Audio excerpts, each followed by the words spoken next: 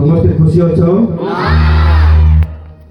मु देखिली आपण माने बहुत एंजॉय करले नाचिले निश्चित भाବରେ आपण माने खुशी अछंती सेति मु भी खुशी हालेलुया प्रभु को महान नाम धन्य हेउ विशेष करी आम गहणे तो बालक सार थे किंतु से चली जाइछंती आम अन्य प्रोग्राम रे तांको विशेष धन्यवाद दिए तांको निमंत्रण द्वारा तांकर अनुरोध क्रमे आज आपण मान सम्मुख रे ठिया पाई सुयोग पाइछि सेति पाई तांको धन्यवाद दिए ता सहित रे भोटिंग एरिया रो डिकनगण एवं भोटिंग एरिया रो समस्त चालकगण एवं एरिया रो कर्मकर्ता कर्मकर्त्री पुणी स्टूडेंट यूनियन रो कर्मकर्ता कर्मकर्त्री एवं आम मान गहन रे अनेक मान्य गण्य व्यक्ति माने मध्ये अछंती एम्प्लॉय माने अछंती एवं स्वराज सम्मेलन रो वुमेन एसोसिएशन वर्कर मध्ये अछंती पुणी समस्त भद्र मंडली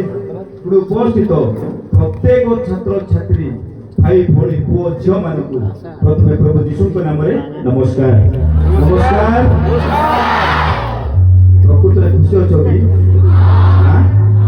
नाम कहूँ बोली कस्किनसा हैरान कर नचाऊँ डेऊँ से कहते कि प्रकृत खुशी अच्छा हाँ धन्यवाद प्रभु आम समस्त को आशीर्वाद करतु मु तो नाच जाने ना कि गीत गाइबी समस्त गीत गाइबा पसंद कर कि हाँ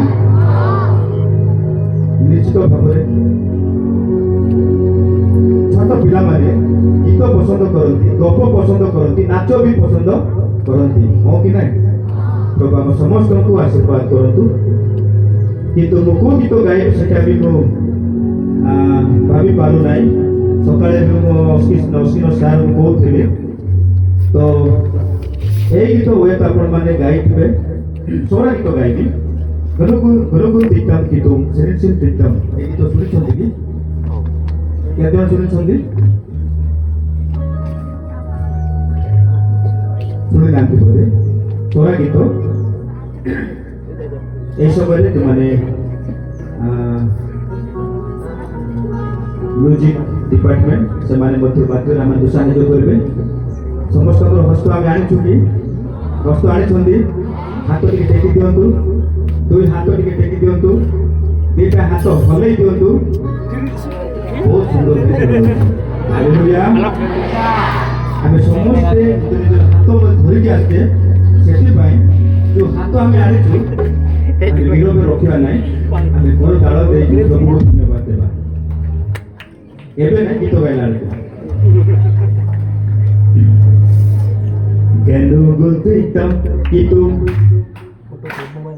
सने चितितम जिसु तेरे नामासन गनु गुलतितम कितुम सने चितितम जिसु तेरे नामासन गनु गुलतितम कितुम सने चितितम जिसु तेरे नामासन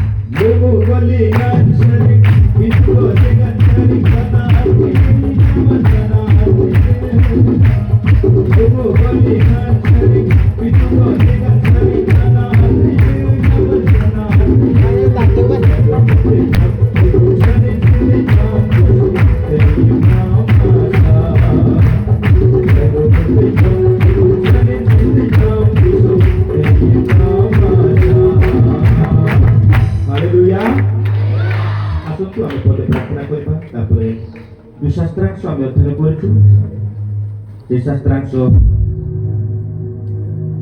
द्वारा आम कि शिक्षा पाई आसत प्रार्थना करवा प्रार्थना समस्त मन लगे पवित्र पवित्र अत्यंत पवित्र स्वर्गवासी पिता ତୁମରି ପବିତ୍ର ମହତ୍ଵ ଆଶ୍ଚର୍ଯ୍ୟ ନାମର ଧନ୍ୟବାଦ କରୁଛି, ଗୌରବ କରୁଛି, ପ୍ରଶଂସା କରୁଛି।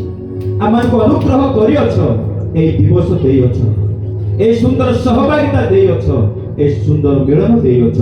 ଏଥିପାଇଁ ତୁମର ଧନ୍ୟବାଦ କରୁଛି ପ୍ରଭୁ। ଯେଉଁଠାରେ ତୁମ ନାମରେ ଆନନ୍ଦ କରାଯାଏ ସେହି ସ୍ଥାନରେ ତୁମେ ଉପସ୍ଥିତ ଅଛ।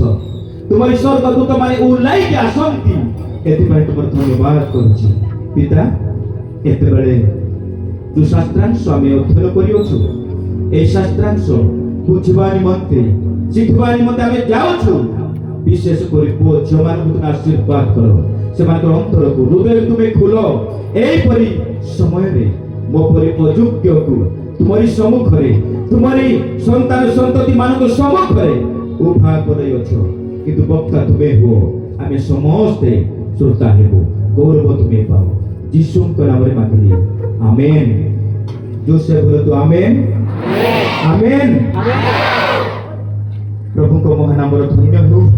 ଆମମାନଙ୍କର ପ୍ରସଙ୍ଗ ରହିଛି ଜ୍ଞାନ ଆପଣା ଅଧିକାରୀର ଜୀବନ। ଫିଲ୍ଅପ୍ କରନ୍ତୁ। ଜ୍ଞାନ ଆପଣା ଅଧିକାରୀର ଜୀବନ ରକ୍ଷା କରେ। Wisdom preserves the life of possessor. Gentlemen, adneten amanra aprana arnab gaban. Gentlemen, adneten amanra aprana arnab gaban deti. Ijabo. ପ୍ରଭୁଙ୍କ ମହାନାମର ଧନ୍ୟ ହେଉ। ଯେଉଁ ଶାସ୍ତ୍ରାଂଶ ମାନେ ଅଧ୍ୟୟନ କଲୁ ତାହା ଉପଦେଶ 7 ଅଧ୍ୟାୟର 12 ଅଂଶଟା ଆମେ ପଠନ କରିଛେ। ପ୍ରଭୁଙ୍କ ମହାନାମର ଧନ୍ୟ ହେଉ। ତ এই ଉପଦେଶକ ପୁସ୍ତକର ଲେଖକ କିଏ ଅଟନ୍ତି? କିଏ? ଯେଉଁମାନେ ଷ୍ଟେଟରେ ଅଛୁ, ଆମେ ତ ଶିକ୍ଷା ଦେଉଛୁ, ଆମେ ଜାଣିଛେ, ସମସ୍ତେ ଜାଣିଛେ, ଆଉ ଟୁରିଜମ୍ ଭାଇ ଭଉଣୀମାନେ ମଧ୍ୟ ଜାଣିଛନ୍ତି। କିନ୍ତୁ ଷ୍ଟୁଡେଣ୍ଟ ମାନେ କୁହନ୍ତୁ ଯେ ଉପଦେଶକ ପୁସ୍ତକର ଲେଖକ କିଏ? ତାଙ୍କର ପିତା କିଏ ଥିଲେ?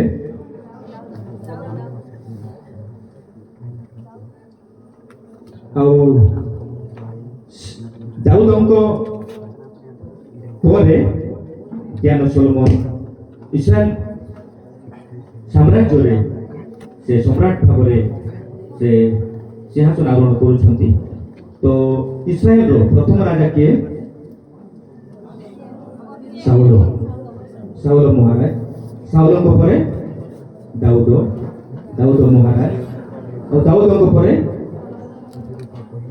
ସୋଲୋମନ ରାଜା, ଯିଏକି ଦାଉଦଙ୍କର ସୁପୁତ୍ର ଜ୍ଞାନୀ ସୋଲୋମନ ବୋଲିକି ମଧ୍ୟ ଜଣାଯାଏ। ପ୍ରଭୁଙ୍କ ମହାନାମର ଧନ୍ୟ ହେଉ। ଯେତେବେଳେ ଆମେ এই ପୁସ୍ତକ ଅଧ୍ୟୟନ କରୁ, ତାର 1 ଅଧ୍ୟାୟ 1 ଯଦି ଆମେ ଅଧ୍ୟୟନ କରିବା, ସେଠି ଲେଖାଯାଏ, ସେଇଠି ସୋଲୋମନ ଲେଖିଛନ୍ତି ବୋଲି ଲେଖାଯାଏ ନାହିଁ, କିନ୍ତୁ ଇସ୍ରାଏଲର ରାଜା ବୋଲି ଲେଖାଯାଏ। ଦାଉଦଙ୍କର ପୁତ୍ର ବୋଲିକି ଲେଖାଯାଏ। ତ ଦାଉଦଙ୍କର ପୁତ୍ର କିଏ? ସୋଲୋମନ ରାଜା ଅଟନ୍ତି। ପ୍ରଭୁଙ୍କ ମହାନାମର ଧନ୍ୟ ହେଉ।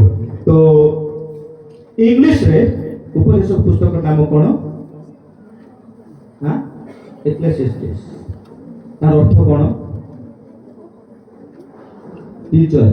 ପ୍ରିଚର। ଯେଉଁମାନେ କି ଅନେକ ଲୋକମାନଙ୍କୁ ଆସେମ୍ବଲ କରିକି, ଏକାଠି କରିକି ଶିକ୍ଷା ଦିଅନ୍ତି, ଉପଦେଶ ଦିଅନ୍ତି, ତାକୁ ଉପଦେଶକ ବୋଲି କୁହାଯାଏ, ଏକ୍ଲେସିଆସ୍ଟିସ୍ ବୋଲି କୁହାଯାଏ। ପ୍ରଭୁଙ୍କ ନାମରେ ଧନ୍ୟ ହେଉ।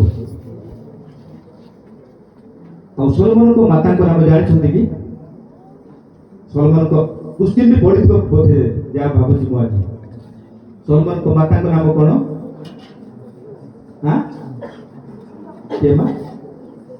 ବହୁତ ବହୁତ ଧନ୍ୟବାଦ। ସୋଲୋମନଙ୍କ ମାତାଙ୍କ ନାମ ହେଲା ବତ୍ସେବା। ପ୍ରଭୁଙ୍କ ମହାନାମର ଧନ୍ୟ ହେଉ। ତ ରାଜା ଦାଉଦ ଏବଂ ବତ୍ସେବାଙ୍କ ଦ୍ୱାରା ସେମାନଙ୍କ ଔରସରେ ପରମେଶ୍ୱର ସେମାନଙ୍କ କୋଳରେ ଗୋଟିଏ ସୁନ୍ଦର ପୁତ୍ର ଦେଲେ। ସେ ହେଉଛନ୍ତି ଦାଉଦ ରାଜା, କ୍ଷମା କରନ୍ତୁ, ଆଉ ସୋଲୋମନ ରାଜା। ତ ତାଙ୍କର ବାଲ୍ୟ ଅବସ୍ଥାରୁ ଦାଉଦ ଏବଂ ବତ୍ସେବା ତାଙ୍କର ସୁପୁତ୍ର ସୋଲୋମନକୁ କିପରି ଭାବରେ ଜ୍ଞାନରେ ବଢିବେ ବୁଦ୍ଧିରେ ବଢ଼ିବେ ଏବଂ ଉତ୍ତମ ଜୀବନଯାପନ କରିବେ ସେଥିପାଇଁ ବାଲ୍ୟକାଳରୁ ଶିକ୍ଷାଦାନ ଦେଉଛନ୍ତି। ଯଦି ଆମେ ପ୍ରଥମ ବଂଶାବଳୀ 2 ଅଧ୍ୟାୟ ପ୍ରଥମ ବଂଶାବଳୀ 22 ଅଧ୍ୟାୟ 12 ଯଦି ଆମେ ଅଧ୍ୟୟନ କରିବା ଆମେ ତାହା ପାଇପାରିବା। 22 ଅଧ୍ୟାୟ 12 ଯଦି କେହି ପାଇଛନ୍ତି ଟିକେ ସାହାଯ୍ୟ କରିବେ। କେବଳ ସଦାପ୍ରଭୁ ତୁମ୍ଭକୁ ବୁଦ୍ଧି ଓ ବିବେଚନା ଦିଅନ୍ତୁ। କେବଳ ସଦାପ୍ରଭୁ ତୁମ୍ଭକୁ ବୁଦ୍ଧି ଓ ବିବେଚନା ଦିଅନ୍ତୁ ଓ ଇସ୍ରାଏଲ ଉପରେ ତୁମ୍ଭକୁ ନିଯୁକ୍ତ କରନ୍ତୁ। ଇସ୍ରାଏଲ ଉପରେ ତୁମ୍ଭକୁ ନିଯୁକ୍ତ କରନ୍ତୁ। ତାହେଲେ ତୁମ୍ଭେ ସଦାପ୍ରଭୁ ତୁମ୍ଭ ପରମେଶ୍ୱରଙ୍କର ବ୍ୟବସ୍ଥା ପାଳନ କରିପାରିବ। ତାହେଲେ କ'ଣ ପାଳନ କରିପାରିବ? ପରମେଶ୍ୱରଙ୍କର ବ୍ୟବସ୍ଥା ପାଳନ କରିପାରିବ। ସାନ ସମୟରୁ ତାଙ୍କର ଛୁଆକୁ ତାଙ୍କର ପୁଅକୁ କ'ଣ ଶିକ୍ଷା ଦେଉଛନ୍ତି? ପ୍ରଭୁ ଭୟ ଶିକ୍ଷା ଦେଉଛନ୍ତି, ବ୍ୟବସ୍ଥା ବିଷୟରେ ଶିକ୍ଷା ଦେଉଛନ୍ତି, ଉତ୍ତମ ଚରିତ୍ର ବିଷୟରେ ଶିକ୍ଷା ଦେଉଛନ୍ତି। ଆଉ ସେହି ପିଲା ଜ୍ଞାନରେ ବୁଦ୍ଧିରେ ଶରୀରରେ ବଢୁଛନ୍ତି ଏବଂ ଦିନେ ତାଙ୍କ ପିତା ଦାଉଦଙ୍କର ରାଜ ସିଂହାସନରେ ଅଳଙ୍କୃତ କରୁଛନ୍ତି। ହାଲେଲୁୟା। ରାଜ୍ୟ ସିନା ପାଇଗଲେ, ତାର ବୟସ ଅଳ୍ପ, ତା ପାଖରେ କ'ଣ ନାହିଁ? ଜ୍ଞାନ ନାହିଁ। ଏତେ ବଡ଼ ଇସ୍ରାଏଲ ଲୋକମାନଙ୍କୁ ମୁଁ କେମିତି ପ୍ରତିପାଳନ କରିବି, କେମିତି ଶାସନ କରିବି, କେମିତି ବିଚାର କରିବି, ତାର ମୁଣ୍ଡରେ ଭୟ ଘାରିଗଲା। ମୁଁ କ'ଣ କରିବି? ଶେଷରେ ପରମେଶ୍ୱରଙ୍କ ସମ୍ମୁଖରେ ନତମସ୍ତକ ହେଲା, ବଳି ଉତ୍ସର୍ଗ କଲା, ପ୍ରାର୍ଥନା କଲା। ଯେତେବେଳେ ପ୍ରାର୍ଥନା କଲା ପରମେଶ୍ୱର ତାଙ୍କ ପ୍ରାର୍ଥନା ସନ୍ତୁଷ୍ଟ ହେଲେ, ବେଶ ସନ୍ତୁଷ୍ଟ ହେଲେ, ଖୁସି ହେଇଗଲେ। ଏ ସୋଲୋମନ, ତୁମେ ଯାହା ମାଗୁଛ ମାଗ, ଧନ ମାଗୁଛ ନା ଐଶ୍ୱର୍ଯ୍ୟ ମାଗୁଛ ନା ରାଜ୍ୟ ମାଗୁଛ, ଯାହା ମାଗୁଛ ମାଗ। ସୋଲୋମନ କ'ଣ ମାଗିଲେ? ଶତ୍ରୁର ପ୍ରାଣ ମାଗି ନାହାନ୍ତି, ଐଶ୍ୱର୍ଯ୍ୟ ମାଗି ନାହାନ୍ତି, ରାଜ୍ୟ ମାଗି ନାହାନ୍ତି, ଜାଗତିକ ବିଷୟ କୌଣସି ମାଗି ନାହାନ୍ତି, କିନ୍ତୁ ଜ୍ଞାନ ମାଗିଛନ୍ତି। କାହିଁକି ମାଗିଛନ୍ତି? କାହିଁକି ମାଗିଛନ୍ତି? ଯେପରି ଇସ୍ରାଏଲ ଲୋକମାନଙ୍କର ଭଲ ଉତ୍ତମ ସୁଶାସନ କରିବ, ବିଚାର କରିବ। ହାଲେଲୁୟା। ପରମେଶ୍ୱର ସୋଲୋମନଙ୍କର ପ୍ରାର୍ଥନାକୁ ସନ୍ତୁଷ୍ଟ ହେଲେ, ଆପ୍ରୁଭ କରିଦେଲେ। ଜଗତରେ ଯେତେ ଜ୍ଞାନୀ ମାନେ ଥିଲେ ପୂର୍ବରୁ ଏବଂ ଭବିଷ୍ୟତରେ ଯେତେ ଲୋକ ଉତ୍ପନ୍ନ ହେବେ, ଜ୍ଞାନୀ ମାନେ, ବୁଦ୍ଧିମାନ ଲୋକମାନେ ଉତ୍ପନ୍ନ ହେବେ, ତାହାଙ୍କ ସମ ଆଉ କେହି ହେଇପାରିବେ ନାହିଁ ବୋଲିକି ଆପ୍ରୁଭ କଲେ। ଜ୍ଞାନ ଦେଲେ, ବୁଦ୍ଧି ଦେଲେ, ଐଶ୍ୱର୍ଯ୍ୟ ଦେଲେ, ପ୍ରତାପ ଦେଲେ, ଧନ ଦେଲେ, ରାଜ୍ୟ ମଧ୍ୟ ଦେଲେ। ହାଲେଲୁୟା। ଯଦି ଆମେ ପ୍ରଭୁଙ୍କୁ ସନ୍ତୁଷ୍ଟ କରିବା ତ ପ୍ରଭୁ ଆମମାନଙ୍କୁ ଜ୍ଞାନ ଦେବେ, ଜ୍ଞାନ ସହିତ ମଧ୍ୟ କିଛି ଏଡ୍ କରିବେ। ତେଣୁ ଆମେ ପ୍ରଭୁଙ୍କୁ ସନ୍ତୁଷ୍ଟ କରିବା ପାଇଁ ସବୁବେଳେ ଚେଷ୍ଟା କରିବା। ହାଲେଲୁୟା। ଜଣେ ରାଜା ଥିଲେ, ତାର ବଗିଚାରେ ବିଭିନ୍ନ ପ୍ରକାର ଫୁଲ ଫଳ ବୃକ୍ଷ ରୋପଣ କରୁଥିଲେ। ସେ ଜଣେ କୃଷି ପ୍ରେମୀ ରାଜା ଥିଲେ। ବଗିଚାକୁ ଯାଉ ଯାଉ ଅନେକ ଗଛ ଲଗାଇଲେ। ତ ଯେତେବେଳେ ଯାଉଛନ୍ତି ପ୍ରଥମେ ଟିକ୍ ଗଛ ଦେଲେ। ଟିକ୍ ଗଛ କେବେ ଦେଖିଛ? ଟେଣ୍ଟି କାମୁଥିବେ, ଟିକ୍ ଗଛ ବୋଲି କୁହାଯାଏ, ଶାଳ। ସେ ଗଛ ପାଖକୁ ଯେତେବେଳେ ଗଲେ, ସେ ଗଛ ମାନେ ବହୁତ ଦୁଃଖରେ ସେ ଝାଉଁଳି ପଡ଼ିଛି, ମନ ଦୁଃଖରେ ଅଛି। ମହାରାଜ ସମ୍ରାଟ ଯାଇକି ପଚାରିଲେ, ଆରେ ଏତେ ଭଲ ଜାଗାରେ ମୁଁ ଲଗେଇଛି, ଏତେ ବଡ଼ ହେଇଗଲୁ, କ'ଣ ହେଲା, କାହିଁକି ଏତେ ଦୁଃଖ କରୁଛୁ? ସେ ଠିକ୍ ଗଛ କ'ଣ କହିଲେ ଜାଣିଛୁ? ନାଇଁ ମହାରାଜ, ମତେ ଲଗେଇଲ, ବଡ଼ ପରିଚୟ ମନା ନାହିଁ, କିନ୍ତୁ ପାଇନ ଗଛ ଏତେ ସୁନ୍ଦର ଅଛି, ତାପରେ ହେଇଥିଲେ ଭଲ ହେଇଥାନ୍ତା ବୋଲି ଦୁଃଖ କଲା। ତାପରେ ଆଉ ଥରେ ମହାରାଜ ପାଇନ ଗଛ ପାଖକୁ ଗଲେ। ସେ ମଧ୍ୟ ଖୁସି ନାହିଁ, ଆନନ୍ଦ ନାହିଁ, ମନ ଦୁଃଖରେ ମୋ ତଳକୁ କରି ବସିଛି। ମହାରାଜ ପଚାରିଲେ, ଆରେ ପାଇନ ଗଛ ତମର କ'ଣ ହେଲା? ପାଇନ ଗଛ ଆଉ ଥରେ କହୁଛନ୍ତି, ନାଇଁ ମହାରାଜ, ମତେ ପାଇନ ଗଛ କରିକି ତ ଲଗେଇଛ ତମ ବଗିଚାରେ, କିନ୍ତୁ ଫଳ ଦେଇପାରୁନାହିଁ, ଫଳ ନାହିଁ ମୋ ପାଖରେ, ଲୋକମାନେ ତୁଳିକି ଖାଇ ପାରୁନାହାନ୍ତି, ସେଥିପାଇଁ ମୁଁ ଦୁଃଖିତ। ସେ ଦୁଃଖ କଲା।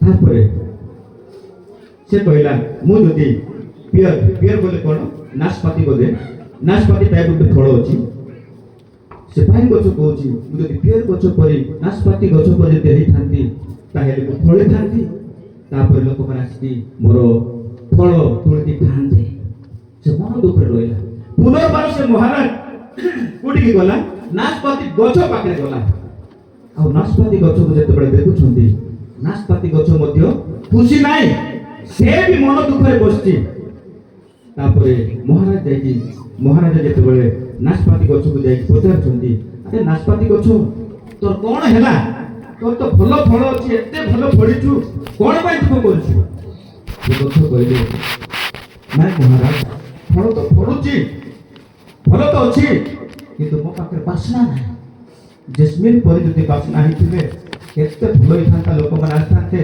धरि के मते सुंघिताते एन्जॉय करथाते किंतु मो पाखरे बासना नाही एमिति सब गछ जाको कोन कले दुख कले तापरे शेषरे कोन हैला ए वृक्ष मान करो हां समस्त मन दुख रे अछंती जाऊ जाऊ गुलाब गछ पाखरे पहुंची गला गुलाब गछ के कांदबा देखिछो हां एबे मन दुख करबार देखिछो से केवल अन्य मान को खुशी दिए हो कि नहीं हां गुलाब गछ पाखरे जेतले पहुंचला से एकदम पूरा फूल माने फूल फुटिची कढ़ भी अछि एते सुंदर देखा जाउची से फूल को देखि कि महाराज एकदम खुशी हो गले जा हेउ सब गछ जाको मन दुख रे अछंती किंतु गुलाब गछ गुटे खुशी रे अछि गुलाब गछ पाखरे जाई पछाना अरे गुलाब हां तते तो कोण रे रखिली समस्त दुख करूछंती तू काहे केते खुशी से गुलाब फूल उत्तर दौरान महाराज मु जानी मोर स्थिति जानी मु किए जानी अन्य गछ माने बड़ बड़ अछंती मु सानो गछ मु जानी किंतु मोर जागा जति अन्य गछ रे लगैथिले आपनकर इच्छा जति अन्य गछ लगैथिले तो इथांता किंतु मो पर सानो गछ को एठी मते लगैछो सेति भाई मु खुशी रे जेत्ती पारिबी मुझे खुशी देती से उत्तर रे महाराजा बहुत खुशी है प्रभु को वो झ माने आमे भाबिबा नाही जे मु अल्प पाठ पढुछि मोर ज्ञान नाही मोर वस्त्र नाही मु गरीब पिला मोर बापा माँ सपोर्ट करू नाहंती मु भलो स्कूल रे पाठ पढु नाही समस्ते नाची पारुछंती गाई पारुछंती समस्ते करि पारुछंती मु किछि करि पारु नाही किंतु आपन को पाखरे जहा अछि से जिनिस द्वारा का संतुष्ट करबार अछि खुशी करबार अछि परमेश्वर को खुशी करबार अछि हालेलुया जोर से बोलो हालेलुया बोलो यीशु मसीह की जय आमेन उपदेशक 2:24 पढंतु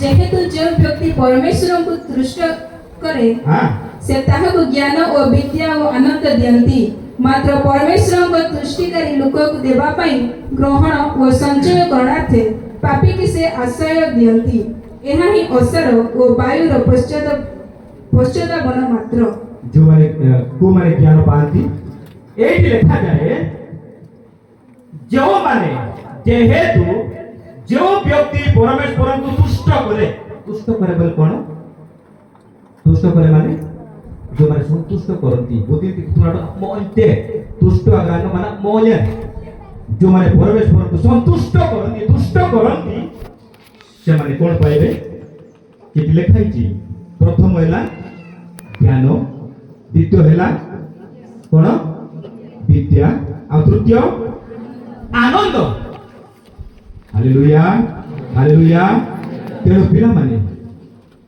प्रिय छात्र छात्री माने आज आपण माने बाय चांस एठी आसी नांती किंतु परमेश्वर योजना थिला परमेश्वर आशीर्वाद थिला परमेश्वर आज आपण को आशीर्वाद करे पय जाउ छथि कथा कहे पय जाउ छथि बाक्य देबा पय जाउ छथि किछि गुटे माने उठे पय जाउ छथि सेठी पय जेति पारु छथि ଯେତିକି ଆପଣଙ୍କ ପାଖରେ ଜ୍ଞାନ ଅଛି, ବୁଦ୍ଧି ଅଛି, ଟ୍ୟାଲେଣ୍ଟ ଅଛି, ତା ଦ୍ୱାରା କାହାକୁ ସନ୍ତୁଷ୍ଟ କରିବା ଦରକାର?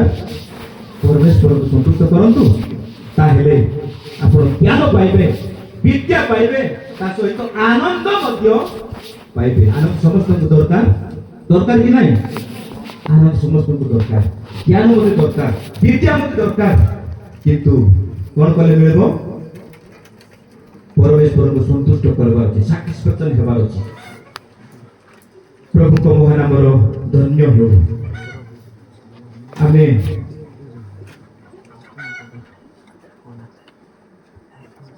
ସଲମନଙ୍କ ବିଷୟରେ ଯଦି ଆମେ ଅଧ୍ୟୟନ କରିବା, ଯେତେବେଳେ ପ୍ରାର୍ଥନା କଲେ ପରମେଶ୍ୱରଙ୍କ ନିକଟକୁ, ପରମେଶ୍ୱର ତାଙ୍କୁ ବୁଦ୍ଧି ଦେଲେ, ଜ୍ଞାନ ଦେଲେ, ମନର ବିସ୍ତୀର୍ଣ୍ଣତା ଦେଲେ ବୋଲି ଲେଖାଯାଏ। ସେ କେତେଟା ନୀତି କଥା ଲେଖିଲେ? ପରୀକ୍ଷା ପଡ଼ିଲା କି ଆଜି? ପରୀକ୍ଷା ଲେଖିଛୁ ଆଜି ପଡ଼ିଲା କି ନା ପଡ଼ିନି? ସେ କ୍ୱେଶ୍ଚିନ୍ଟା ପଡ଼ିନି। ଓହୋ, ଅଲଗା ବୁକ୍ସର ଦିଆଯାଇଛି। ସଲୋମନ, ଜ୍ଞାନୀ ସଲୋମନ କେତେଟା ନୀତି କଥା ଲେଖିଲେ? କେତେଟା? 100, 200, 300, 400? ତିମୁର କଲେଜ ଜାଣିଥିବେ, ତାଙ୍କର ପ୍ରାୟ ବାଇବଲ ଏକ୍ଜାମ ହୁଏ, ଜାଣିଛ? ସେଇ ଜ୍ଞାନରେ ସଲୋମନ 3000 ନୀତି କଥା ଲେଖିଲେ ଏବଂ ତାଙ୍କର ଗୀତ ଥିଲା କେତେ? 1500 ଏ ପ୍ରକାର ସେଇ ଜ୍ଞାନ ଦ୍ୱାରା ସଲୋମନ ଗୀତୋପଦେଶ ଲେଖିଲେ, ଉପଦେଶକ ଲେଖିଲେ ଏବଂ ତା ସହିତ ସଲୋମନଙ୍କ ଧର୍ମ ଗୀତ ମଧ୍ୟ ଲେଖିଲେ ଏବଂ ଗୀତ ସହିତ 72 ଅଧ୍ୟାୟ ମଧ୍ୟ ସେ ଲେଖିଲେ ଏବଂ 127 ଅଧ୍ୟାୟ ମଧ୍ୟ ସେ ଲେଖିଲେ। ପ୍ରଭୁଙ୍କ ମହାନାମର ଧନ୍ୟ ହେଉ। ତାର କିଶୋର ଅବସ୍ଥାରେ, ଯୁବକ ଅବସ୍ଥାରେ ଗୀତୋପଦେଶ ଲେଖିଲେ, ସାନ ପିଲାମାନେ କିପରି ବାପାଙ୍କୁ ମାନିବାକୁ ପଡ଼ିବ, କିପରି ପରାମର୍ଶ ଗ୍ରହଣ କରିବାକୁ ପଡ଼ିବ, କିପରି ଜ୍ଞାନ ସଞ୍ଚୟ କରିବାକୁ ପଡ଼ିବ, ଏ ସମସ୍ତ ବିଷୟରେ ସେ ଲେଖନ୍ତି ଏବଂ ଯୁବା ସମୟରେ ପରମ ଗୀତ ଲେଖିଲେ। ସବୁ ଅନୁଭୂତି ପାଇଲା ପରେ ପରମ ଗୀତ ଲେଖିଲେ ଏବଂ ବୃଦ୍ଧାବସ୍ଥାରେ ପୁସ୍ତକ ଲେଖିଲେ, ଉପଦେଶକ ଲେଖିଲେ। ଉପଦେଶକ ଯଦି ଆମେ ଦେଖିବା, ମାନେ ସେ ଲେଖନ୍ତି ଅସାର ସବୁ ଅସାର। କାହିଁକି କଥା ସେ ଲେଖନ୍ତି? ସେ ସବୁ ଅନୁଭବ କଲେ, ସବୁ ଅଙ୍ଗେ ନିଭେଇଲେ। ତାର ରାଜ୍ୟ ଥିଲା, ଧନ ସମ୍ପତ୍ତି ଥିଲା, ତାର ରାଜପ୍ରସାଦ ଥିଲା, ତାର କୌଣସି ମାନେ ସୁଖ ଭୋଗରୁ କେବେ ବି ବାରଣ କରିନାହାନ୍ତି, ସବୁ ଏନ୍ଜୟ କଲେ। ଭଲ ଘର ଦ୍ୱାର ଥିଲା, ଭଲ ଶୋଇବା ଖଟ ଥିଲା, ମାନେ ସବୁ ପ୍ରକାର ଏନ୍ଜୟମେଣ୍ଟ ପାଇଁ ମାନେ କୌଣସି ଜିନିଷର ଅଭାବ ନଥିଲା, ସବୁ ଏନ୍ଜୟ କଲେ। ଶେଷରେ ଲେଖନ୍ତି ଅସାର ସବୁ ଅସାର। ପ୍ରଭୁଙ୍କ ଲୋକମାନେ, ତେଣୁ ଏହି ବାକ୍ୟାଂଶରୁ ଆମେ ଶିଖିବା, ଯୋଉ ପଦ ଆମେ ପଢ଼ିଅଛୁ ଆଜିର ବାକ୍ୟାଂଶ ଉପଦେଶକ 7 ଅଧ୍ୟାୟ 12, ସେଠି ଲେଖାଯାଏ, କାରଣ ଧନ ଯେପରି ଆଶ୍ରୟ ସ୍ୱରୂପ, ଜ୍ଞାନ ହିଁ ସେହିପରି ଆଶ୍ରୟ ସ୍ୱରୂପ, ମାତ୍ର ବିଦ୍ୟାର ଶ୍ରେଷ୍ଠତା ଏହି ଯେ ଜ୍ଞାନ ଆପଣା ଅଧିକାରୀର ଜୀବନ ରକ୍ଷା କରେ। ଏଠି ଧନ ଆଉ ଜ୍ଞାନ ସହିତ ତୁଳନା କରାଯାଇଅଛି, ହଁ କି ନାହିଁ? ଧନ ଆଉ ଜ୍ଞାନ ସହିତ ତୁଳନା କରାଯାଇଅଛି। ଆଚ୍ଛା, ଧନ ଦରକାର କି ନାହିଁ? ଦରକାର କି ନାହିଁ? ଧନ ଦରକାର, ଟଙ୍କା ଦରକାର, ଶସ୍ୟ ଦରକାର, ଗୃହ ଦରକାର। ଆଚ୍ଛା, ଧନ କାହିଁକି ଆମେ दरकार करू, आवश्यक करू? तंकान B3 इतना सर्टिफिकेट काहेकि बंचिया खाइबा पाए, रहिबा पाए, पाठ पढ़िया पाए, घर निर्माण करिया पाए, विवाह करिया पाए। टंका नथिले हेबो कि? अच्छा, सुस्थ बेलू जदि पैसा नथिबो केमति लागिबो? असुविधा हबो कि नाही? घर तैयारी करबार जे टंका नाही, असुविधा हबो कि नाही? टंका थिले सबु किछि हबो, हो कि नाही? प्रभुଙ୍କ लोक माने সেটা তো আমার টপিক নয়, কিন্তু জস্ট মু কেতটা মনে পকাইবি। যদি আমি ধন সম্পর্কে বাইবেল কোন কয়ে উপদেশক 10 অধ্যায় 19 যদি আমি অধ্যয়ন করবা, সেটি লেখা যায় ধন সবু কার্যরে আসে। পঠন করিব কি? ହାସ୍ୟ ନିମନ୍ତେ ଭୋଜ ପ୍ରସ୍ତୁତ ହୁଏ, ପୁଣି ଦ୍ରାକ୍ଷାରସ ଜୀବନ ଆନନ୍ଦିତ କରେ, ଧନ ସବୁ କାର୍ଯ୍ୟରେ ଆସେ। ଧନ ସବୁ କାର୍ଯ୍ୟରେ ଆସେ। ଏ ଟୁ ଜେଡ୍ ଯାହା ଦରକାର, ଜନ୍ମ ଠାରୁ ମୃତ୍ୟୁ ପର୍ଯ୍ୟନ୍ତ ଜଣେ ମନୁଷ୍ୟର ଯାହା ଆବଶ୍ୟକ ସମସ୍ତ ବିଷୟ ନିମନ୍ତେ ଧନର ଆବଶ୍ୟକତା ଅଛି। ତା ସହିତ ଧନ କିଏ ଦିଅନ୍ତି? ଧନ କିଏ ଦିଅନ୍ତି? ପରମେଶ୍ୱର ଦିଅନ୍ତି। ଯଦି ଆମେ ପ୍ରଥମ ସାମୁଏଲ 2 ଅଧ୍ୟାୟ 7 ଯଦି ଆମେ ଅଧ୍ୟୟନ କରିବା, ସେଠି ଲେଖାଯାଏ ସଦା ପ୍ରଭୁ ଜଣକୁ ନିର୍ଭର କରନ୍ତି ଆଉ ଜଣକୁ ଧନବାନ କରନ୍ତି। ଏବଂ ପ୍ରଥମ ବଂଶାବଳୀ ତାର 29:12 ଯଦି ଆମେ ଅଧ୍ୟୟନ କରିବା, ସେଠି ଲେଖାଯାଏ ସମସ୍ତ ବିଷୟ ତାଙ୍କ ଠାରୁ ଆମେ ପାଇଥାଉ। ପ୍ରିୟ ପ୍ରଭୁଙ୍କ ଭକ୍ତ ଦାସଦାସୀ ମାନେ, କେବଳ ସେତିକି ନୁହେଁ, ଯଦି ଆମେ ହିତୁପଦେଶ 10 ଅଧ୍ୟାୟ 15 ଅଧ୍ୟୟନ କରୁ, ସେଠି ଆମେ ପାଇବା ଧନୀର ଧନ ତାର ଦୃଢ଼ ନଗର ବୋଲି ଲେଖା ହେଇଛି। କି ପଢି ଦଉଛୁ ସେଟା ଯଦି ପାଇଛନ୍ତି 10 ହିତୁପଦେଶ 10:15। ଧନୀର ଧନ ତାହାର ଦୃଢ଼ ନଗର, ଦରିଦ୍ର ମାନଙ୍କ ଦରିଦ୍ରତା ସେମାନଙ୍କର ବିନାଶ। ଧନୀର ଧନ ତାର ଦୃଢ଼ ନଗର, ଦୃଢ଼ ନଗର। ସମସ୍ୟା ଆସୁ, ଝଡ଼ ଆସୁ, ତୁଫାନ ଆସୁ, ଯଦି ଟଙ୍କା ଅଛି ତ ସେ ସୁରକ୍ଷିତ ରହିବ, ଭଲ ଘର କରିପାରିବ, କଂକ୍ରିଟ ଘର କରିପାରିବ, ଭଲ ଜୀବନ ଯାପନ କରିପାରିବ। ତେଣୁ ଟଙ୍କା ହଉଛି ଧନ ହଉଛି ମନୁଷ୍ୟର ଗୋଟିଏ ଆଶ୍ରୟ ପରି। ପ୍ରଭୁଙ୍କ ମହାନାମର ଧନ୍ୟ ହେଉ ଯେ ଆମର ପ୍ରସଙ୍ଗ ରହିଛି,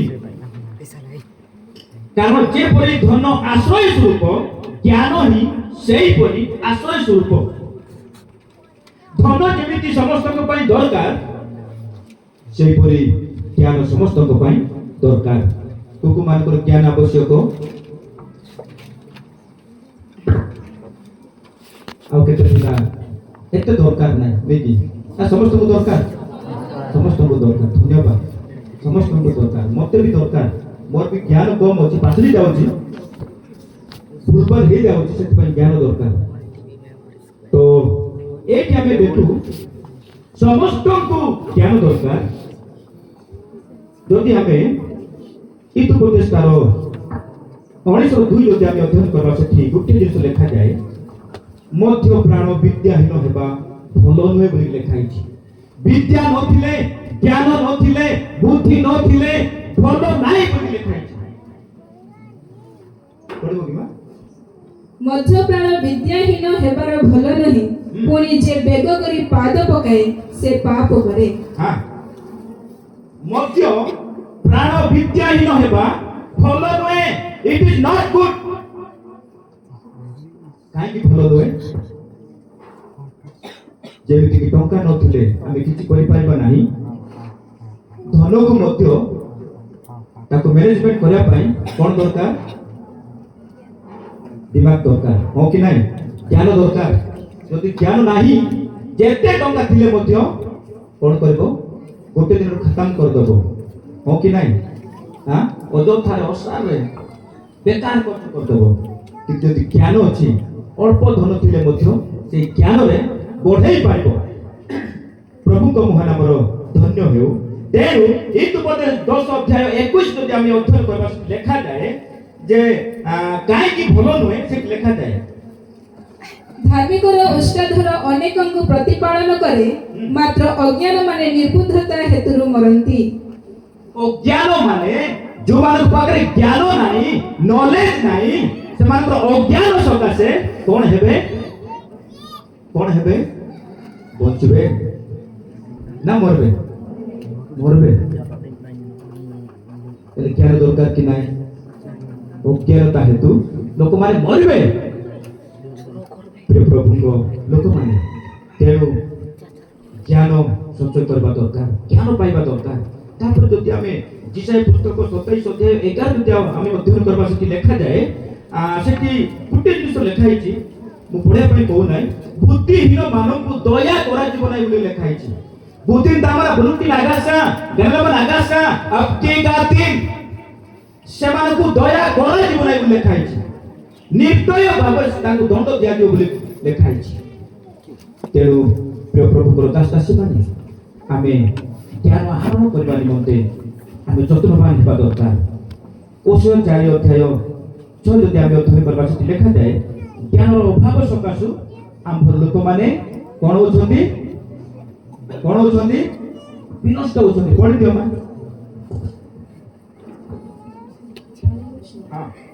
ଆମ୍ଭର ଲୋକମାନେ ଜ୍ଞାନର ଅଭାବ ସକାଶେ ବିନଷ୍ଟ ହୋଇଅଛନ୍ତି। ଆମର ଲୋକମାନେ ଜ୍ଞାନର ଅଭାବ ସକାଶୁ ବିନଷ୍ଟ ହୋଇଅଛନ୍ତି।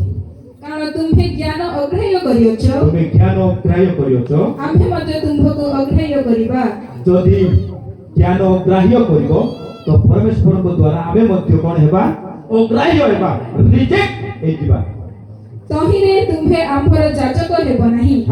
ତୁମ୍ଭେ ଆପଣ ପରମେଶ୍ୱରଙ୍କ ବ୍ୟବସ୍ଥା ପାଶୁରିବାରୁ ଆମେ ମଧ୍ୟ ତୁମ୍ଭ ସନ୍ତାନଗଣକୁ ପାଶୁରି ପକେଇବା। ପରମେଶ୍ୱରଙ୍କର ବ୍ୟବସ୍ଥାକୁ ପାଶୁରି ଯିବା। ଯଦି ଆମେ ପରମେଶ୍ୱରଙ୍କ ବ୍ୟବସ୍ଥାକୁ ପାଶୁରି ଯିବା, ପରମେଶ୍ୱର ଆମକୁ ପାଶୁରି ଯିବେ, ଆମର ପିଲାମାନଙ୍କୁ ମଧ୍ୟ ପାଶୁରି ଯିବେ। କାହିଁକି ପାଶୁରି ଯିବା? ଯେହେତୁ ଜ୍ଞାନର ଅଭାବ ହେତୁ। ପ୍ରଭୁଙ୍କର ସନ୍ତାନ ସନ୍ତତି ମାନେ, ତେଣୁ ଯେଉଁମାନଙ୍କର ଜ୍ଞାନ ନାହିଁ ସେମାନେ ବିନଷ୍ଟ ହେବେ ବୋଲି ଲେଖା ହେଇଛି। ପରମେଶ୍ୱରଙ୍କର ବ୍ୟବସ୍ଥାକୁ ସେମାନେ ପାଶୁରି ଯିବେ। ତେଣୁ ଆମେ ମଧ୍ୟ ସେମାନଙ୍କୁ ପାଶୁରିବା ବୋଲି ଲେଖା ହେଇଛି। ଆଉ ଅଜ୍ଞାନ ଲୋକମାନେ ଆଉ କଣ କରିବେ?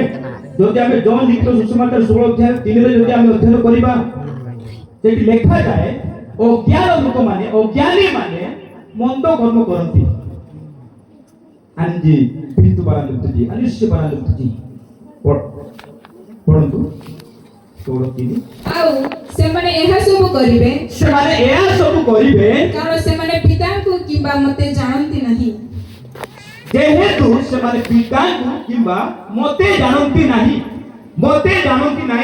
ଜ୍ଞାନକୁ ଜାଣନ୍ତି ନାହିଁ, ଜ୍ଞାନକୁ ସେମାନେ ଗ୍ରହଣ କରନ୍ତି ନାହିଁ, ସେଥିପାଇଁ ଏହା ସବୁ କରିବେ। ଏହା ସବୁ ବୋଲି ଲେଖା ହେଇଛି। ତାର ଉପର ଅଂଶ ଯଦି ଆମେ ଅଧ୍ୟୟନ କରିବା, ସେମାନେ ମର୍ଡର କରିବେ, ସେମାନେ ଚୋରି କରିବେ, ସେମାନେ ଦୁଷ୍ଟ ହେବେ, ସେମାନେ ଅବାଧ୍ୟ ହେବେ, ଉପର ଅଂଶ ଲେଖା ହେଇଛି।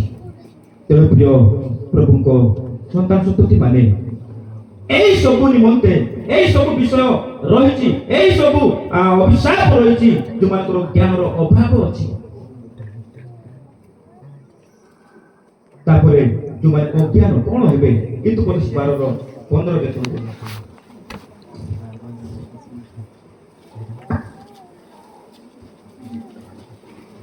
12:15 ଅଜ୍ଞାନର ପଥ ତାହାର ନିଜ ଦୃଷ୍ଟିରେ ଯଥାର୍ଥ, ମାତ୍ର ଯେ ଜ୍ଞାନବାନ ସେ ପରାମର୍ଶ ଶୁଣେ। ଅଜ୍ଞାନର ପଥ ଏଇଠି ଲେଖା ହେଇଛି, ଅଜ୍ଞାନର ପଥ ନିଜ ଦୃଷ୍ଟିରେ ଯଥାର୍ଥ। କି କାମ ହେଲା? ଯେ ନୀତି ନିରୂପତା ନିରବ କାମତେ যাব ମୋତେ ପରାମର୍ଶ ଦେବା ଦରକାର ନାହିଁ ବୋଲି କହିବ, ଉପଦେଶ ଦେବା ଦରକାର ନାହିଁ ବୋଲି କହିବ, ଗୀର୍ଜାକୁ ଯିବା ଦରକାର ନାହିଁ, ବାକ୍ୟ ଦରକାର ନାହିଁ, ପ୍ରଭୁଙ୍କ ଲୋକମାନଙ୍କୁ ଦରକାର ନାହିଁ, ମୁଁ ସବୁ ଜାଣିଛି, ମୁଁ ଜାଣିଛି ବୋଲି କହିବେ। ନିଜ ଦୃଷ୍ଟିରେ ସେମାନେ ଯଥାର୍ଥ ବୋଲି ଭାବନ୍ତି। କିନ୍ତୁ ଜ୍ଞାନବାନ ଲୋକ କଣ ଶୁଣେ? ପରାମର୍ଶ ଶୁଣେ। ପ୍ରିୟ ପ୍ରଭୁଙ୍କର ଦାସଦାସୀ ମାନେ, ତେଣୁ ବିଦ୍ୟାହୀନ ନ ହୋଇକି ଆମେ ଜ୍ଞାନବାନ ହେବା।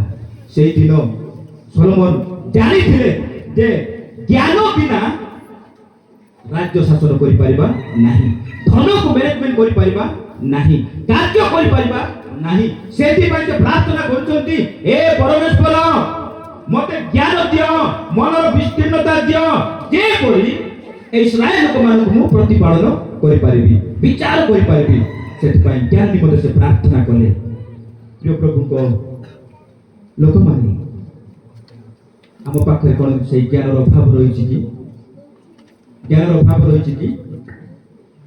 ଆମେ ଜ୍ଞାନବାନ ନା ଜ୍ଞାନ ଦରକାର? ଆହୁରି ଦରକାର, ଆହୁରି ଦରକାର। ଏତିକି ଯଥେଷ୍ଟ ହେବ ନାହିଁ। ଜ୍ଞାନ ବିଷୟ ଯଦି ଆମେ ଅଧ୍ୟୟନ କରିବା, ଜ୍ଞାନ ଇଂଲିଶରେ କଣ କୁହାଯାଏ? ନଲେଜ। ନଲେଜ କୋଉଠୁ ମିଳେ? ଜ୍ଞାନ କୋଉଠୁ ମିଳେ? ହଁ ବଜାରରେ ପାଲା କେମିତି ଗଲେ ମିଳିବ? ଆଉ କୋଉଠି ମିଳିବ? ଗୁମାରେ ବି ମିଳିବ ନାହିଁ। ଆଉ କୋଉଠି ମିଳିବ? ହଁ ଜ୍ଞାନ ସ୍କୁଲରୁ ମିଳେ, ମିଳୁଛି କି ନାହିଁ? ନଲେଜ ର ଡେଫିନେସନ କ'ଣ ସାର୍? ଇନଫର୍ମେସନ ଅଫ ଇନଫର୍ମେସନ କୁ କଲେକ୍ଟ କରିବା ହେଉଛି ନଲେଜ। ମାନେ କୌଣସି ବିଷୟକୁ ସଂଗ୍ରହ କରିବା ହେଉଛି ନଲେଜ, ଜ୍ଞାନ ବୋଲି କୁହାଯାଏ। ଜଗତର ଅନେକ ଜିନିଷ ଅଛି, ସେ ବିଷୟରେ ସୂଚନା ସମ୍ପର୍କ କରିବା, ମାନେ ସଞ୍ଚୟ କରିବା, ସଂଗ୍ରହ କରିବା, ଏକାଠି କରିବା, ଅନେକ ଜିନିଷ ନିମିତ୍ତ ଶିଖିବା ହେଉଛି ଜ୍ଞାନ। আর জগতরে অনেক জ্ঞানী লোকମାନେ ବାହାରିଲେ କି ନାହିଁ? କେହି ତ ସମୁଦ୍ର ମାନେ ଅତଳ ମାନେ ଗଭୀର ସମୁଦ୍ର ଭିତରକୁ ମଧ୍ୟ ପ୍ରବେଶ କରିକି ଘର ତିଆରି କରିବା ଆରମ୍ଭ କଲେଣି। ଆଉ କେହି ତ କୋଉଠିକି ପହଞ୍ଚିଲେ? ମହାକାଶ, ଚନ୍ଦ୍ରଯାନ 2, 3, 4 କେତେ ହେଇଯାଇଛି ମୁଁ ଜାଣି ନାହିଁ, ନାଇଁ? ଆଉ 2 ଜଣ ରିସେଣ୍ଟଲି କୋଉଠିକି ଗଲେ? ଚନ୍ଦ୍ର ପୃଷ୍ଠରେ ଯାଇକି ରହିଗଲେ। କେତେ ଦିନ ରହିଲେ ଜାଣିଛନ୍ତି କି? ମହାକାଶରେ, ସ୍ପେସରେ କୋଉ ମାନେ ଗଲେ କି ଜାଣିଛନ୍ତି? ସୁନିତା ୱିଲିୟମ୍ସ ଏଣ୍ଡ ଆଉ ଜଣେ କିଏ ଆଜ୍ଞା ମନେ ଅଛି କି ଜାଣିଛନ୍ତି କି? ଜର୍ଜ ବର୍ଜର ନା କ'ଣ ତ ମୁଁ ପାଶରି କହିଲି, ମୁଁ ଇଂଲିଶ ନାମ ଯାକ ଜାଣେ ନାହିଁ। 2 ଜଣ ଯାଇଥିଲେ, ଜଣେ ପୁରୁଷ ଆଉ ଜଣେ ସ୍ତ୍ରୀ। ସେମାନେ ଅନେକ ଦିନ ପର୍ଯ୍ୟନ୍ତ ମହାକାଶରେ ସେମାନେ ରହି ଯାଇଥିଲେ। ତ ସେମାନେ କିପରି ସେ ସ୍ଥାନକୁ ଯାଇପାରିଲେ? ୟାଙ୍ଗ ଆମେ ଆନିନ୍ତି ଆରିକା ରିୟାଙ୍ଗନ ସେଥିପାଇଁ ସେମାନେ ରହିପାରିଲେ ସେମାନଙ୍କର ଜ୍ଞାନ ବଳରେ। ଜ୍ଞାନ, ନଲେଜ ଆଉ wisdom ଆଉ ନଲେଜ, ଏ ଦୁଇଟା ଭିତରେ ତଫାତ କ'ଣ କିଏ କହିପାରିବ? wisdom, knowledge and wisdom, জ্ঞান এবং বুদ্ধি। বেশি পাঠ পড়লে ମଧ୍ୟ জଣେ ফার্স্ট ক্লাস পাস কলে ମଧ୍ୟ, জଣେ ଭଲ মার্ক ରଖିଲେ ମଧ୍ୟ, ଜଣେ বিটেক কলে ମଧ୍ୟ, এমটেক কলে ମଧ୍ୟ, মানে পোস্ট গ্রাজুয়েট কলে ମଧ୍ୟ বেড়ে বেড়ে তোর বুদ্ধি নাই ବୋଲି କହୁଛନ୍ତି କି ନାହିଁ? তোর বুদ্ধি ଅଛି ନା ନାହିଁ ବୋଲି କହୁଛନ୍ତି। କାହିଁକି? ଜ୍ଞାନ ଅଛି, ପାଠ ପଢିଛି, ଜ୍ଞାନ ଅର୍ଜନ କଲା, কিন্তু ତା ପାଖରେ କ'ଣ ନାହିଁ? ବୁଦ୍ଧି ନାହିଁ। ଜ୍ଞାନ ବି ଦରକାର, ବୁଦ୍ଧି ବି ଦରକାର। Hallelujah, hallelujah, hallelujah. ଜ୍ଞାନ ସ୍କୁଲରୁ ମିଳେ, କଲେଜରୁ ମିଳେ, ୟୁନିଭର୍ସିଟିରୁ ମିଳେ, ପିତା ମାତାଙ୍କ ଠାରୁ ମିଳେ, ଗୁରୁଜନ ମାନଙ୍କ ଠାରୁ ମିଳେ, ପରିବେଶ ଠାରୁ ମିଳେ ଏବଂ ଓଡ଼ିଶା ଠାରୁ, ଲୋକମାନଙ୍କ ଠାରୁ ମଧ୍ୟ ଜ୍ଞାନ ମିଳେ। କିନ୍ତୁ ବୁଦ୍ଧି, ଯୋଉଟାକି ଆତ୍ମିକ ଜ୍ଞାନ ବୋଲି କହୁଛୁ, ସେଇଟା କୋଉଠୁ ମିଳେ? ପରମେଶ୍ୱରଙ୍କ ଠାରୁ ମିଳେ, ପ୍ରଭୁଙ୍କ ଲୋକମାନଙ୍କ ଠାରୁ ମିଳେ, ଉପଦେଶ ଗ୍ରହଣ କରିବା ଦ୍ୱାରା ମିଳେ ଏବଂ ଶାସ୍ତ୍ର ଅଧ୍ୟୟନ କରିକି, ବ୍ୟବସ୍ଥା ଅଧ୍ୟୟନ କରିକି, ବାଇବଲ ପଢ଼ିକି ଆମେ ସେ ବୁଦ୍ଧିଟା, ଜ୍ଞାନଟା, ଆତ୍ମିକ ଜ୍ଞାନଟା ଆମେ ପାଇପାରିବା। ପ୍ରଭୁଙ୍କ ଲୋକମାନେ ଜ୍ଞାନର ଆବଶ୍ୟକତା ଅଛି, ଜ୍ଞାନର ଆବଶ୍ୟକତା ଅଛି। ଜ୍ଞାନ ଆଉ ବୁଦ୍ଧି ମଧ୍ୟରେ ତଫାତ କ'ଣ? ଜ୍ଞାନ ହେଉଛି ସୂଚନା ସଂଗ୍ରହ କରିବା, ଅନେକ ବିଷୟରେ ସଂଗ୍ରହ କରିବା, ଶିଖିବା, ଜାଣିବା, କିନ୍ତୁ ସେଇ ଜ୍ଞାନକୁ ସଠିକ ବିନିଯୋଗ କରିବା ହେଉଛି ବୁଦ୍ଧି। ବୁଝିପାରୁଛ କି? Hallelujah, hallelujah. ଯୋଉ ଜ୍ଞାନ ଆପଣ ପାଇଲେ, ଯୋଉ ପାଠ ଆପଣ ପଢିଲେ, ଯଦି ଆପଣ ସାଇଣ୍ଟିଷ୍ଟ ହେଇଛନ୍ତି, ଯଦି ଆପଣ ଡକ୍ଟର ହେଇଛନ୍ତି, ଯଦି ଆପଣ ବଡ଼ ଲୋକ ହେଇଛନ୍ତି, ଯଦି ଆପଣ ଶିକ୍ଷକ ହେଇଛନ୍ତି, ଯଦି ଆପଣ ଷ୍ଟୁଡେଣ୍ଟ ହେଇଛନ୍ତି, ଯାହା ପାଠ ପଢିଛନ୍ତି, ତାର ସଠିକ ବିନିଯୋଗ ଯୋଉଟା କରୁଛନ୍ତି ତାହା ହେଉଛି ବୁଦ୍ଧି, ତାହା ହେଉଛି wisdom ବୋଲି କୁହାଯାଏ। ହାଲେଲୁୟା। ତେଣୁ ପ୍ରିୟ ପ୍ରଭୁଙ୍କ ସନ୍ତାନ ସନ୍ତତିମାନେ ଜ୍ଞାନ ତ ପାଇବା, ପାଠ ପଢିବା, କ୍ଲାସରେ ଫାଷ୍ଟ ହେବା, ମେଟ୍ରିକରେ ମାନେ ଭଲ ମାର୍କ ରଖିକି ପାସ୍ କରିବା, ବାପା ମାଙ୍କର ନାମ ରଖିବା, ଚାକିରି କରିବା, ତା ସହିତ ବୁଦ୍ଧି ମଧ୍ୟ ସଂଗ୍ରହ କରିବା।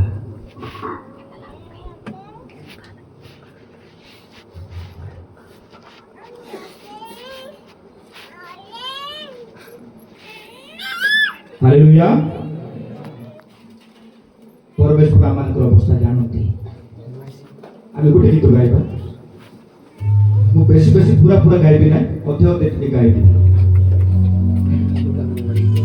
ମାଗିବା କରୁ ସିଏ ଯାଛି ମୋତେ ଦିଅନ୍ତି, କହିବା କରୁ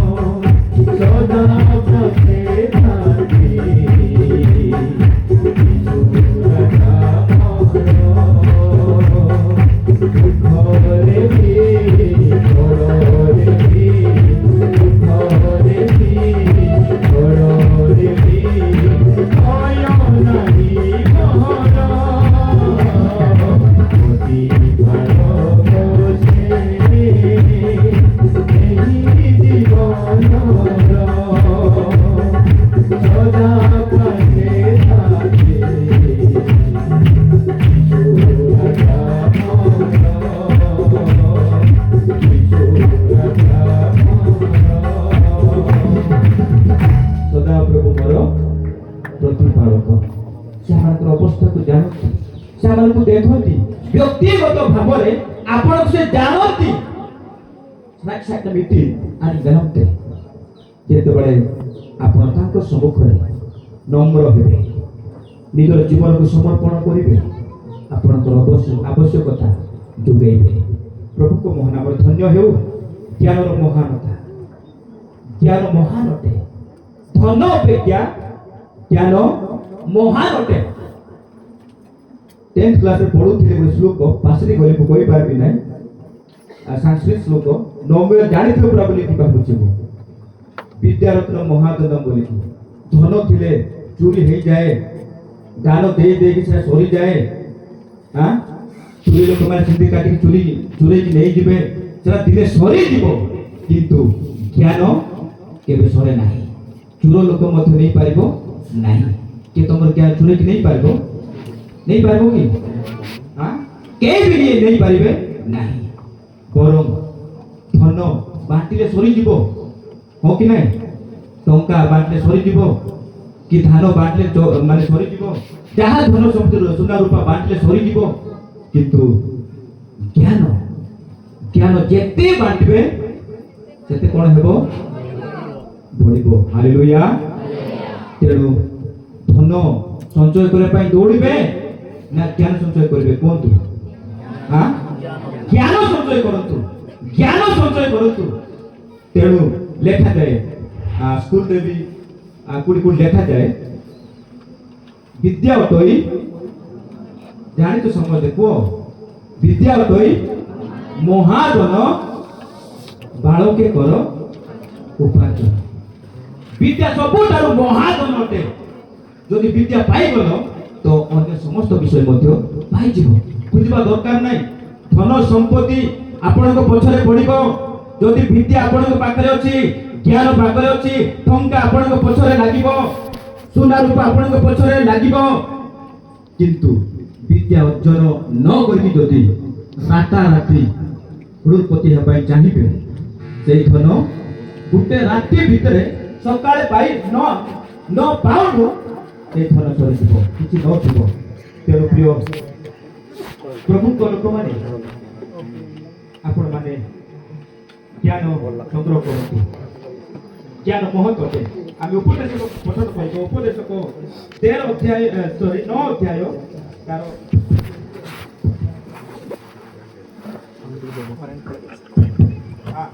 ହ୍ୟାଲୋ 9 ଅଧ୍ୟାୟ 13 ପଠନ କରନ୍ତୁ। ମୁଁ ମଧ୍ୟ ସୂର୍ଯ୍ୟ ତଳେ ଏହି ପ୍ରକାର ଜ୍ଞାନ ଦେଖିଅଛି, ଆଉ ତାହା ମୋ ଦୃଷ୍ଟିରେ ମହତ୍ ବୋଧ ହେଲା। ଜ୍ଞାନ ମହତ୍ ବୋଧ ହେଲା ବୋଲି ଲେଖା ହେଇଛି। ଜ୍ଞାନ ହେଉଛି ମହତ୍, ଜ୍ଞାନ ହେଉଛି ମହାନ।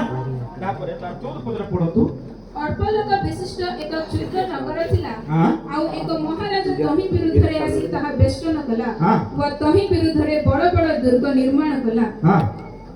ଏପରି ସମୟରେ ତହିଁ ମଧ୍ୟରେ ଏକ ଦରିଦ୍ର ଜ୍ଞାନୀ ଲୋକ ଦେଖାଗଲା। ପୁଣି ସେ ଆପଣ ଜ୍ଞାନ ଦ୍ୱାରା ନଗର ରକ୍ଷା କଲା। କଣ ଦ୍ୱାରା ନଗର ରକ୍ଷା କଲା? ଟଙ୍କା ଦ୍ୱାରା କି ନାହିଁ, ଜ୍ଞାନ ଦ୍ୱାରା ଆପଣ ନଗରକୁ ରକ୍ଷା କଲା। ତାପରେ ତଳକୁ ତଥାପି ସେ ଦରିଦ୍ର ଲୋକକୁ କେହି ସ୍ମରଣ କଲା ନାହିଁ। ତେବେ ମୁଁ କହିଲି, ବଡ଼ ଅପେକ୍ଷା ଜ୍ଞାନ ଉତ୍ତମ। ତଥାପି ଦରିଦ୍ର ଲୋକର ଜ୍ଞାନ ତୁଚ୍ଛୀକୃତ ହୁଏ ଓ ତାହାର ବାକ୍ୟ ଶୁଣାଯାଏ ନାହିଁ। ମୂର୍ଖମାନଙ୍କ ମଧ୍ୟରେ ଶାସନକାରୀର ଚିତ୍କାର ଅପେକ୍ଷା ନିରୁଳାରେ କଥିତ ଜ୍ଞାନୀର ବାକ୍ୟ ଅଧିକ ଶୁଣାଯାଏ। ଯୁଦ୍ଧାସ୍ତ୍ର ଅପେକ୍ଷା ଜ୍ଞାନ ଉତ୍ତମ, ମାତ୍ର ଜଣେ ପାପୀ ବହୁ ମଙ୍ଗଳ ନାଶ କରେ। ଏଇଠି ଲେଖା ହେଇଛି ଯେ ଜ୍ଞାନ ଦ୍ୱାରା ଗୋଟେ ନଗର ରକ୍ଷା କରାଯାଇପାରେ, ଗୋଟେ ରାଜ୍ୟ ରକ୍ଷା କରାଯାଇପାରେ, ଜଣେ ମାନେ ଗୋଟିଏ ବ୍ୟକ୍ତିକୁ ରକ୍ଷା କରାଯାଇପାରେ। ତାପରେ ଲେଖା ହେଇଛି ଜ୍ଞାନ ଦ୍ୱାରା ନଗର ରକ୍ଷା ପାଏ। ତାପରେ 18 ପଦ ଲେଖା ହେଇଛି ଏହା ଯୁଦ୍ଧାସ୍ତ୍ର ଅପେକ୍ଷା ଉତ୍ତମ। ଯୁଦ୍ଧାସ୍ତ୍ର ଦେଖିଛ, କ୍ଷେପଣାସ୍ତ୍ର, ମିସାଇଲ। ଏବେ ରିସେଣ୍ଟଲି ପାକିସ୍ତାନ ହେଇକି ଇଣ୍ଡିଆ ଧମାକଟ ଲଢ଼େଇ ହେଇଥିଲା, ଯୁଦ୍ଧାସ୍ତ୍ର କ୍ଷେପଣ କରାଯାଇଥିଲା। ତ ଏଠି ଲେଖାଯାଏ ଯୁଦ୍ଧାସ୍ତ୍ର ଅପେକ୍ଷା କଣ ଉତ୍ତମ? ଜ୍ଞାନ ଉତ୍ତମ। ଯୁଦ୍ଧାସ୍ତ୍ର କଣ କରେ? କଣ କରେ? ଯୁଦ୍ଧାସ୍ତ୍ର ଯୋଉଟା କି ଯୁଦ୍ଧ ପାଇଁ ବ୍ୟବହାର କରାଯାଏ, ସେ ଅସ୍ତ୍ର କଣ କରେ? ଜଣକୁ ବିନାଶ କରେ, ଜଣକୁ କ୍ଷତି କରେ। ତାର ମେରିଟ ଡେମେରିଟ ଅଛି, ତାର ଆଡଭାନ୍ଟେଜ ଡିସଆଡଭାନ୍ଟେଜ ଅଛି, ହଁ କି ନାହିଁ? ଅଛି। ଯୁଦ୍ଧାସ୍ତ୍ର ଜଣକୁ କ୍ଷତି କରେ, ଜଣକୁ ମାରି ଦିଏ, ଜଣକୁ ବିନାଶ କରେ। କିନ୍ତୁ ଜ୍ଞାନ ଜଣକୁ ମାରେକି ଜଣକୁ ଗଠନ କରେ, ଜଣକୁ ତିଆରି କରେ, ଜଣକୁ ସୁରକ୍ଷା ଦିଏ, ଜଣକୁ ଆଶୀର୍ବାଦ ଦିଏ, ଧନ ସମ୍ପତ୍ତିରେ ପରିପୂର୍ଣ୍ଣ କରେ। ତେଣୁ ଜ୍ଞାନ ଅର୍ଜନ କରିବା ଆବଶ୍ୟକ। ପ୍ରଭୁଙ୍କ ମହାନାମର ଧନ୍ୟ ହେଉ। ତେଣୁ এই জ্ঞান, এই বিদ্যা କେତେବେଳେ ଅର୍ଜନ କରିବା? କେତେବେଳେ? ବୁଢ଼ା ହେଲା ବେଳକୁ, ବୁଢ଼ୀ ହେଲା ବେଳକୁ। କେତେବେଳେ କୁହ? କେତେବେଳେ ପାଠ ପଢିବା? ବଡ଼ ହେଲା ବେଳକୁ, ନିଶ ବାହାରି ପଡ଼ିଥିବ, ସବୁ ଚୁଟି ପାଚି ଯାଇଥିବ, ସେତେବେଳେ ପାଠ ପଢିବା କି? ଲେଖା ହେଇଛି, କଥାରେ ଅଛି, ଯାହା ନ ହୋଇଛି ବାଳ କାଳେ ତାହା କି ହୋଇବ ପାଚିଲା ବାଳେ। ଯୋଉଟା ସାନ ବେଳକୁ ହେଇନାହିଁ, ସେଟା ବୁଢ଼ା ହେଲା ବେଳକୁ ପାଠ ପଢିବି, ବୁଢ଼ା ବେଳକୁ ବହି ଧରିକି ବ୍ୟାଗ ଧରିକି ସ୍କୁଲକୁ ଯିବି, ହବ କି? ସମସ୍ତେ ସ୍କୁଲକୁ ଯାଉଛ କି ନାହିଁ? ଭଲ କି ପାଠ ପଢୁଛ? ପ୍ରିୟ ପ୍ରଭୁଙ୍କ ଦାସ ଦାସୀ ମାନେ, ପ୍ରିୟ ପ୍ରଭୁଙ୍କ ସନ୍ତାନ ସନ୍ତତି ମାନେ, এইটা হচ্ছে উৎকৃষ্ট সময়, জ্ঞান সঞ্চয় করিবার সময়, স্কুলକୁ ଯିବାର ସମୟ, ପାଠ ପଢିବାର ସମୟ, জ্ঞান সঞ্চয় করিবার সময়। এই সময় ଆପଣ ଆଉ କେବେ ପାଇପାରିବେ ନାହିଁ। ପାଇବେ କି ଆଉ? ଏ ବର୍ଷ ଯୋଉ ପାଠ ପଢିବେ, ସେଇଟା ଯଦି ଆପଣ ଭଲ ଭାବରେ ପାଠ ପଢିବେ ନାହିଁ, ଆର ବର୍ଷକୁ ସେ ସୁଯୋଗ ପାଇବେ କି? ଜାଣିତେ ହେବ। ଯୋଉମାନେ ଏବେ ପଞ୍ଚମ ପାଠ ପଢୁଛ, ପଞ୍ଚମ ଶ୍ରେଣୀର ପାଠ ଯଦି ଭଲ କି ପାଠ ପଢିବ ନାହିଁ, ତ ଆର ବର୍ଷକୁ ସେ ପାଠ ଆମେ ପଢିବ କି? 6th କ୍ଲାସରେ ପଢିବ। ଅଫିଫ୍ଥ କ୍ଲାସରେ ପଢି ପାରିବ କି ନାହିଁ, ପାଇବ ନାହିଁ। ତ ଯୋଉ କ୍ଲାସରେ ଅଛ ଭଲ ଭାବରେ ପାଠ ପଢ, ଜ୍ଞାନର ସହିତ ପାଠ ପଢ, ମନ ଦେଇକି ପାଠ ପଢ, ସମସ୍ତ ମନ ପ୍ରାଣର ସହିତ ପାଠ ପଢ, ଜ୍ଞାନ ଅର୍ଜନ କର। ଏଇଟା ହଉଛି ଜ୍ଞାନ ଅର୍ଜନ କରିବାର ସମୟ।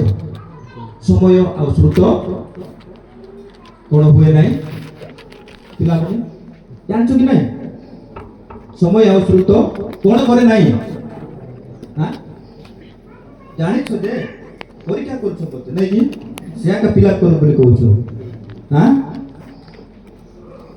ସମୟ ଆଉ ସ୍ରୋତ କାହାକୁ ଅପେକ୍ଷା କରେ ନାହିଁ, ସେ ବହି ଚାଲେ, ଘଣ୍ଟାକୁ କିଏ ଅପେକ୍ଷା କରିବ ନାହିଁ। କିନ୍ତୁ ଆମେ ଅପେକ୍ଷା କରିବାକୁ ପଡିବ, ଆମେ ରେଡି ହେବାକୁ ପଡିବ, ଆମେ ପ୍ରସ୍ତୁତ ହେବାକୁ ପଡିବ।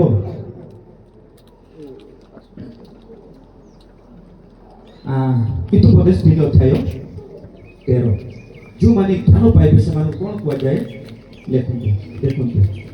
ହିତୋପଦେଶ 3 ଅଧ୍ୟାୟ 13 ଯେଉଁ ଲୋକ ଜ୍ଞାନ ପାଏ ଓ ବୁଦ୍ଧି ଲାଭ କରେ ସେ ଧନ୍ୟ।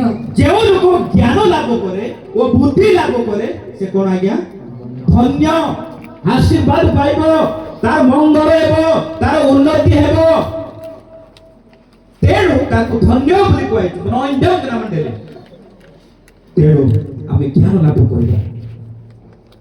ତାପରେ ତାର 14 ପଦ ପଢିଦିଅ।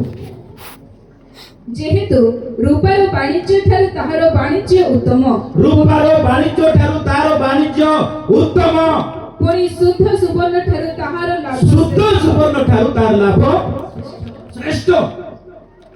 କାହାକୁ ସୁନା ଭଲ ଲାଗୁଛି? ବିଶେଷ କରି ଝିଅମାନେ ସୁନା ବେଶୀ ପସନ୍ଦ କରିଥାନ୍ତି, ହଁ କି ନାହିଁ? ପୁଅମାନେ ପିନ୍ଧୁଛନ୍ତି ବେଳେ ବେଳେ ନେକଲେସ୍, ନେକଲେସ୍ ତ ନାହିଁ, ଚେନ୍ ପିନ୍ଧନ୍ତି, ହଁ କି ନାହିଁ? ରିଙ୍ଗ ପିନ୍ଧନ୍ତି, ବାଲିନ୍ତି ପିନ୍ଧନ୍ତି। କିନ୍ତୁ ଝିଅମାନେ ବିଶେଷ କରି ଗର୍ଲସ ସେମାନେ ସୁନା ପ୍ରିୟ, ହଁ କି ନାହିଁ?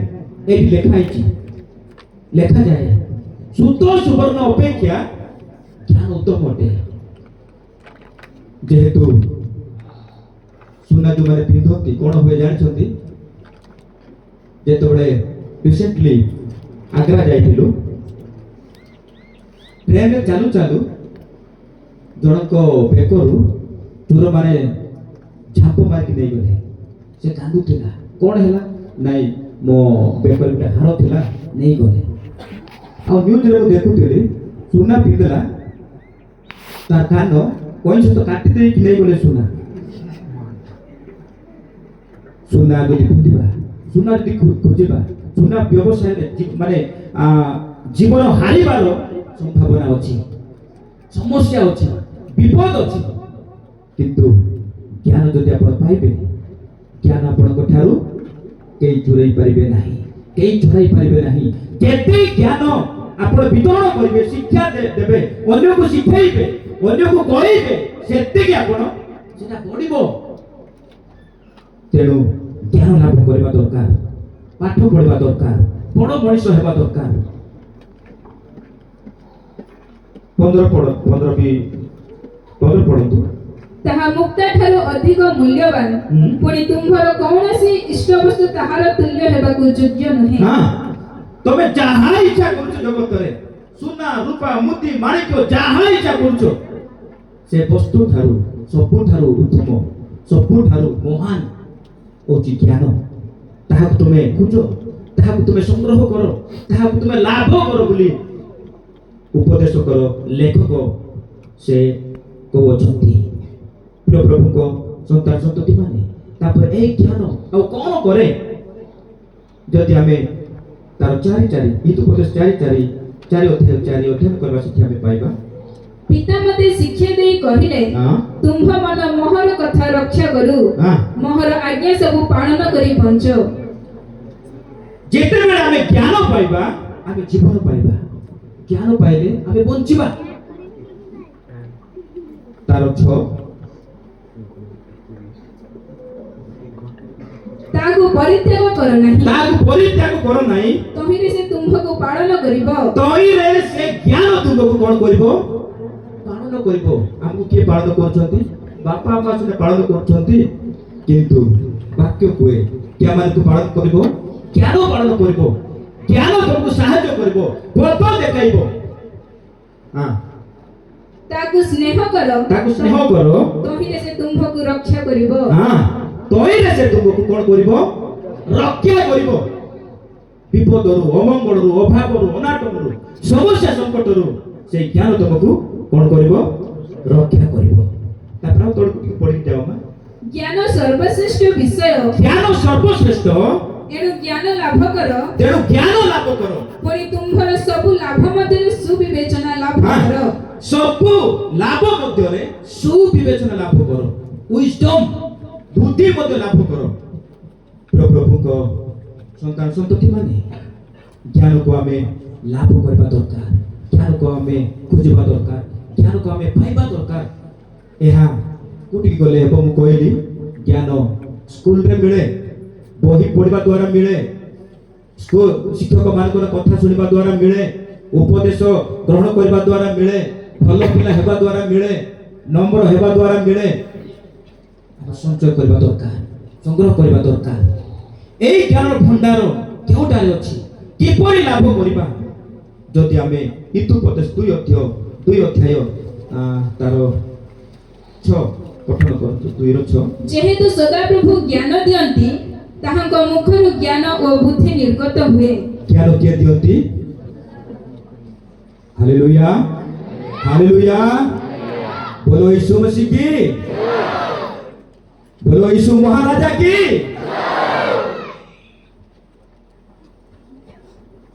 निद लागुच पिला माने? निद होची कि? जहाँ को निद होची धीरे उठंतु। এই লেখা হইছি